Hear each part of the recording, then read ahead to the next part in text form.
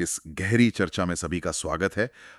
आज का जो विषय है ना, वो कुछ ऐसा है जो हम सभी के रोजमर्रा के जीवन और अ, आज की इस भागदौड़ भरी दुनिया से बहुत ही गहराई से जुड़ा हुआ है। बिल्कुल, बहुत ही प्रासंगिक टॉपिक है आज के समय में। हाँ, तो आज की हमारी ये चर्चा एक बेहतरीन ऑडियो बुक समरी के इर्द गिर्द घूमेगी, जिसका नाम है the strategic advantage of silence, quite power explained. इस चर्चा का जो मुख्य उद्देश्य है वो इस एक बहुत ही शक्तिशाली विचार को समझना है कि आज की इस बेहद तेज और शोर शराबे वाली दुनिया में जहां हर कोई बस बोल रहा है, अपनी राय दे रहा है। एग्जैक्टली अपनी राय दे रहा है और प्रतिक्रिया देने की एक होड़ में है, वहां मौन यानी चुप रहना कोई कमजोरी नहीं है, बिल्कुल नहीं। बल्कि ये सबसे बड़ा नियंत्रण और शायद आज के समय की सबसे बड़ी शक्ति है। तो चलिए इसकी तह तक जाते हैं। जरा उस दुनिया की कल्पना कीजिए जिसमें हम आज जी रहे हैं। हाँ, एक बहुत ही क्योटिक दुनिया है।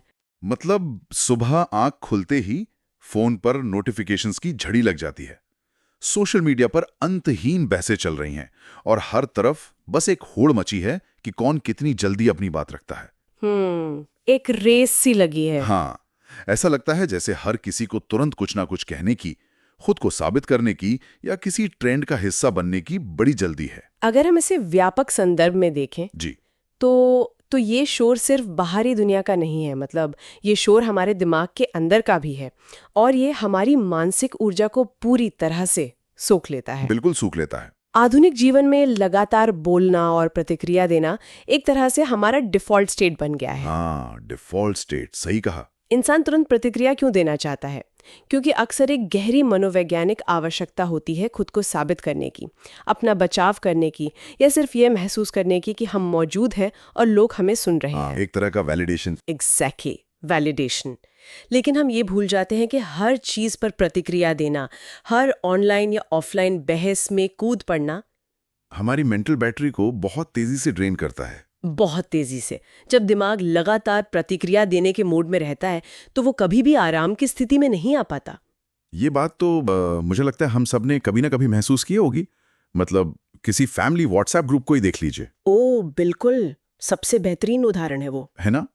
कोई एक मैसेज आता है और कुछ लोग बस सेकंड्स में रिप्लाई करना शुरू कर देते हैं, जैसे कोई रेस चल रही हो। हाँ, और अक्सर बिना पूरी बात समझे। सही बात है। या फिर सोशल मीडिया पर किसी बिल्कुल अजनबी इंसान की टिप्पणी का जवाब देने में लोग घंटों बर्बाद कर देते हैं। ये कितनी अजीब बात है कि हम अपनी सबसे कीमती चीज, हमारी मानसिक ऊर्जा, हाँ, अपनी मानसिक ऊर्जा उन चीजों पर खर्च कर देते हैं जो असल में कोई मायने नहीं रखती। बिल्कुल। और यहीं पर मौन का सबसे पहला रणनीतिक फायदा सामने आता है।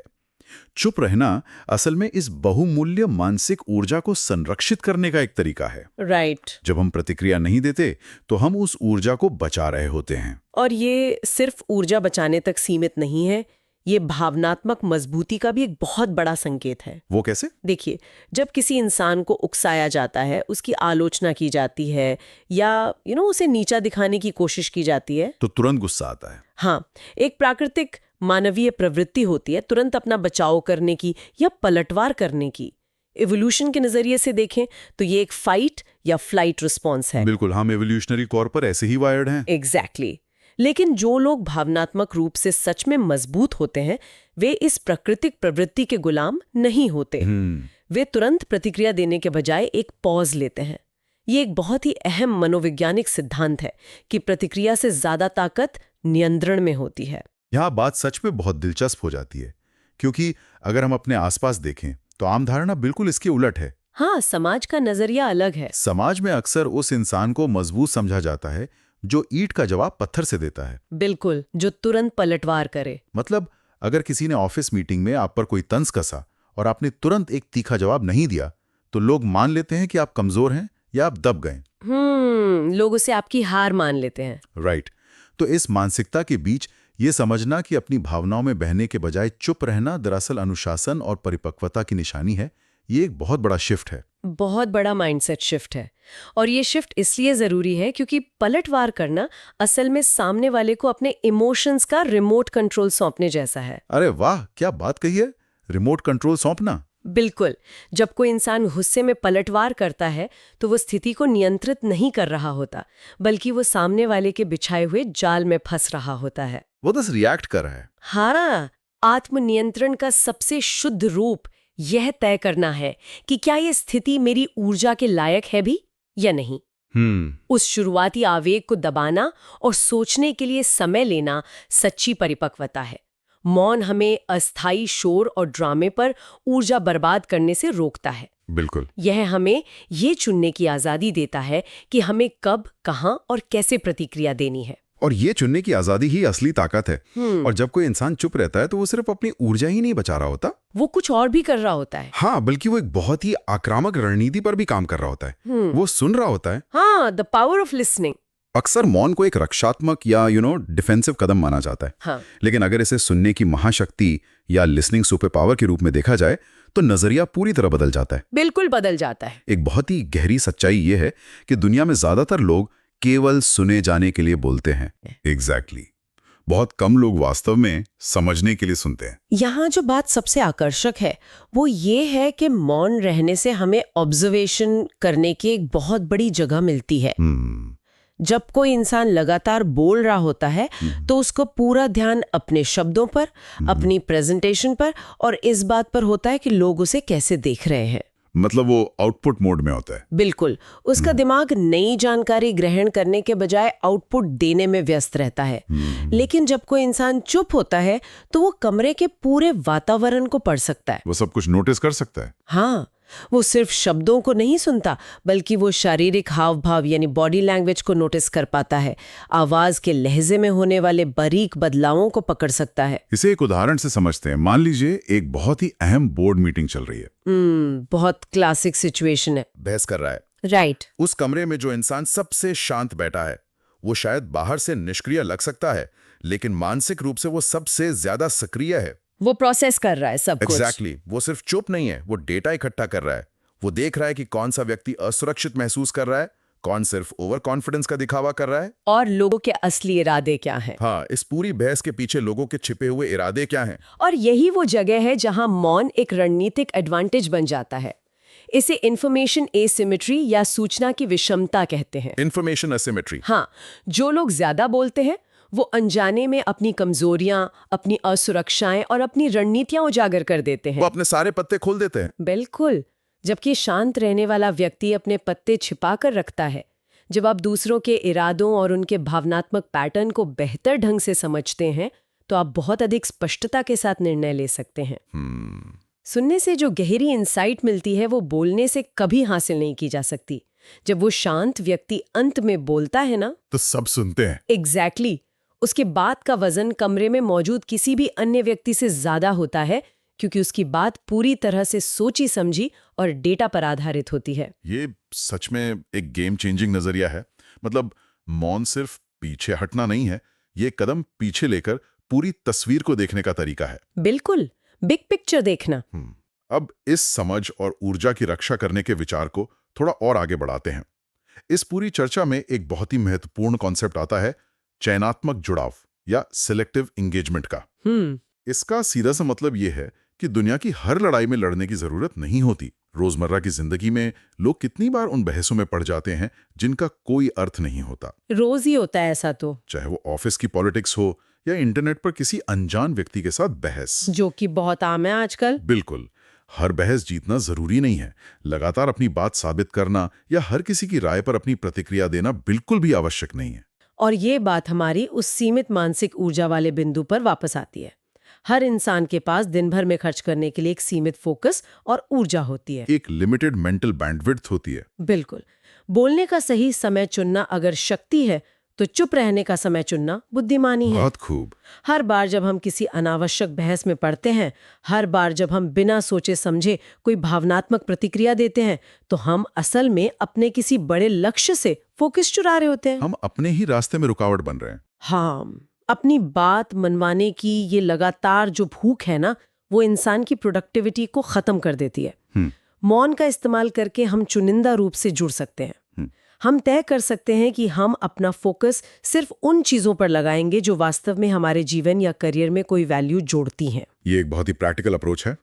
मतलब अगर हम अपनी सारी ऊर्जा हर छोटी मोटी असन्नति या ड्रामे में बिखेर देंगे तो कुछ बचेगा ही नहीं। वही तो, उन बड़े और महत्वाकांक्षी लक्ष्यों के लिए कुछ बचेगा ही नहीं जिन्हें हम सच में हासिल करना चाहते हैं। बिल्कुल सही। ये बात सीधे तौर पर एक और बहुत ही दिलचस्प पहलू से जुड़ती है, शांत आत्मविश्वास और परिणाम। एक बहुत ही शानदार विचार है ऑडियो बुक में कि सच्चा आत्मविश्वास कभी चिल्लाता नहीं है। ये बहुत पावरफुल लाइन है। ये पंक्ति अपने आप में इतनी गहरी है। और ये मनोविज्ञान का एक बहुत ही प्रमाणित सिद्धांत भी है। अच्छा। हाँ। जो लोग अंदर से असुरक्षित होते हैं या जिन्हें अपने कौशल पर पूरा भरोसा नहीं होता, उन्हें अक्सर बाहरी दुनिया से लगातार इस बात की पुष्टि चाहिए होती है कि वे सही हैं, वे महत्वपूर्ण हैं। मतलब उन्हें एक्सटर्नल वैलिडेशन चाहिए। Exactly, external validation.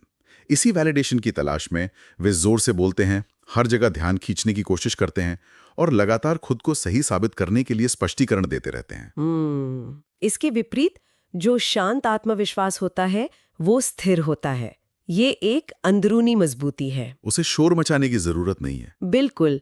इसे बाहरी दिखावे की या हर कमरे में सबसे स्मार्ट इंसान दिखने की कोई जरूरत नहीं होती है। तो इस सब का असल मतलब क्या है? मेरा मतलब है हमारे लक्ष्यों और असल जिंदगी के परिणामों पर इसका क्या असर पड़ता है? बहुत बड़ा असर पड़ता है। हम अक्सर देखते हैं कि लोग सोशल मीडिया पर अपने बड़े बड़े लक्ष्यों का ऐलान कर देते हैं। जैसे मैं ये नया बिजनेस शुरू कर रहा हूँ, या मैं इस साल ये बड़ी परीक्षा पास करने वाला हूँ। हाँ, और फिर उन्हें तुरंत लाइक्स मिलने लगते हैं। एग्जैक्टली। जब वे ये घोषणा करते हैं तो लोग उन्हें लाइक और कमेंट्स के जरिए तुरंत बधाई देते हैं। इससे दिमाग को एक झूठा डोपामिन हिट मिलता है। एक फेक सेंस ऑफ अचीवमेंट। हाँ, एक ऐसी संतुष्टि जैसे उन्होंने वो काम पहले ही पूरा कर लिया हो। लेकिन सच तो ये है कि ये सिर्फ शोर है। ये शोर सिर्फ ध्यान आकर्षित करता है, जबकि मौन से असली गति या मोमेंटम बनता है। बिल्कुल। जब इंसान अपनी योजनाओं के बारे में चुप रहता है और सिर्फ उन पर काम करता है तो वो बाहरी प्रतिक्रियाओं के दबाव से मुक्त हो जाता है। वो बस अपने काम पर फोकस करता है। हाँ, सबसे शक्तिशाली प्रगति अक्सर एकांत में होती है, जहां कोई देख नहीं रहा होता, जहां कोई ताली नहीं बजा रहा होता। दुनिया उस काम को कैसे देख रही है, यही फर्क है। यही कारण है कि शांत लोग अक्सर जीतते हैं। वे अपनी ऊर्जा को दूसरों को प्रभावित करने में या अपनी प्रगति का ढिंढोरा पीटने में बर्बाद करने के बजाय खुद को और अपने काम को बेहतर बनाने में लगाते हैं। मोमेंटम तभी बनता है जब ऊर्जा का रिसाव बंद हो जाता है। बिल्कुल सटीक बात कही आपने। ये सब कुछ एक बहुत ही स्पष्ट तस्वीर पेश करता है। चलिए, अब तक हमने जो भी चर्चा की है उसका एक पूरा सारांश देखते हैं। इस पूरी गहरी चर्चा का निचोड़ ये है कि एक ऐसी दुनिया में जहां हर कोई ध्यान खींचने के लिए संघर्ष कर रहा है, मौन कोई कमजोरी नहीं है, बल्कि एक ताकत है। हाँ, बल्कि ये नियंत्रण का सबसे उन्नत रूप है। सबसे बड़ा संदेश यही है कि कम बोलें, अधिक निर्माण करें। Work in silence. बिल्कुल। अपनी प्रगति की हर जगह घोषणा करने की कोई आवश्यकता नहीं है। हर महफिल में अपनी योग्यता साबित करने के लिए बहस करने की जरूरत नहीं है। और वैलिडेशन मांगने की भी जरूरत नहीं है। सही कहा। चुपचाप अपना काम करें, एकांत में अपने कौशल को निखारें और अंत में परिणामों को इतना बड़ा होने दें कि वो खुद ब खुद जोर से बोलें। Let your success make the noise.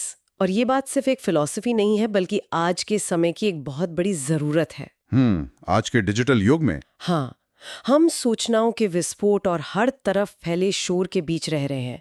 ऐसे में मानसिक शांति और अटूट फोकस ही असली सफलता की कुंजी है। बिल्कुल। यदि हम हर उठने वाली आवाज पर प्रतिक्रिया देंगे, हर विवाद में अपनी राय रखेंगे, तो हम कभी भी अपनी खुद की आवाज नहीं सुन पाएंगे, ना ही कभी गहराई से सोच पाएंगे। मौन हमें उस शोर से अलग करता है और हमें स्पष्टता देता है। ये सच में एक ऐसा विचार है जिसे सुनने वालों को अपनी जिंदगी में उतारने के बारे में सोचना चाहिए। अपनी मानसिक ऊर्जा को बचाना, अनावश्यक बहसों से किनारा करना और वास्तव में सुनना। हाँ, और सिर्फ अपनी बात कहने के बजाय सामने वाले के अनकहे इरादों को ध्यान से सुनना, ये वो गुण हैं जो किसी भी इंसान को भीड़ से अलग कर सकते हैं। बिल्कुल अलग कर सकते हैं। और उसे एक शांत लेकिन बहुत ही प्रभावशाली सफलता की ओर ले जा सकते हैं। इससे एक अहम सवाल उठता है। क्या? देखिए, हमने ये तो गहराई से समझ लिया कि व्यक्तिगत स्तर पर मौन ऊर्जा को बचाता है, फोकस बढ़ाता है और परिपक्वता दिखाता है।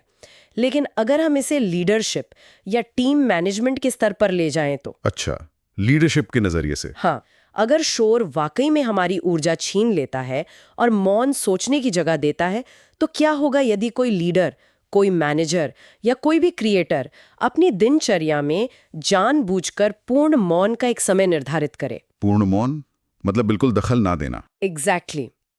कल्पना कीजिए कि किसी टीम में कोई विवाद हो या कोई बड़ी समस्या सामने आए।